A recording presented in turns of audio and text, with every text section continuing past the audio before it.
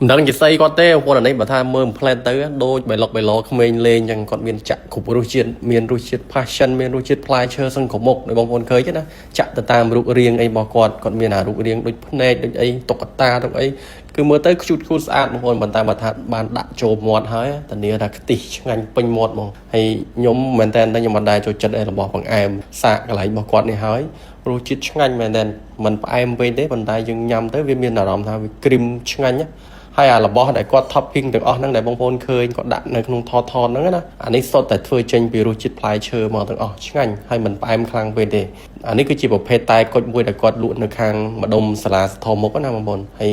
តសាគាត់មែនតើសាមែនតើខ្ញុំជឿថាការងារទាំងអស់នេះតតែស្រីបានបកកែធ្វើអានេះគឺមិនងាយទេឃើញតែចាប់ចប់ចេះមែនប៉ុន្តែហត់ណាគាត់ថាតម្រាំបានមួយមុខអានេះត្រូវដាំទឹកអីគោហើយចាក់ចូលពុំចូលអីហើយដាក់ក្នុងទូទឹកកកចោលមួយថ្ងៃពីរថ្ងៃទៀតបានលក់កើតបងប្អូនហើយរសជាតិវិញតនេះឃើញថារៀងមើលទៅដូចរបស់ក្មេងលេងបៃឡអញ្ចឹងណាបងប្អូនប៉ុន្តែបើលាយទឹកតែគុជអីរបស់គាត់ហើយនេះហ៎ឆ្ងាញ់របស់គាត់មែនបងប្អូនអានេះបើសិនជាអ្នកដែលគាត់ចូលចិត្តរបស់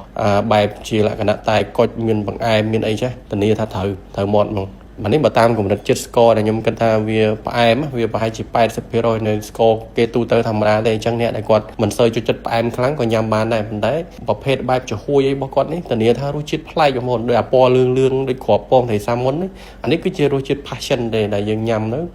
អូខ្ទិះពេញមាត់ដាក់មកខំបែកពេញមាត់ហ្មងហើយសម្រាប់រសជាតិតែគុជរបស់គាត់នៅនេះគឺមានច្រើនរសជាតិមែនតើដោយបងប្អូនឃើញគាត់ដាក់នៅក្នុងទូដបនេះណាមានតាមពណ៌របស់គាត់ចឹងទៅហើយអាទាំងអស់នេះគឺគាត់យកមកចាក់លាយជាមួយនឹង topping ជាមួយនឹងចំហួយដែលគាត់ចាក់ហើយមានគ្រប់រសជាតិអីចឹងទៅហើយតូបរបស់គាត់នេះលក់សាមញ្ញតូចធម្មតាទេប៉ុន្តែ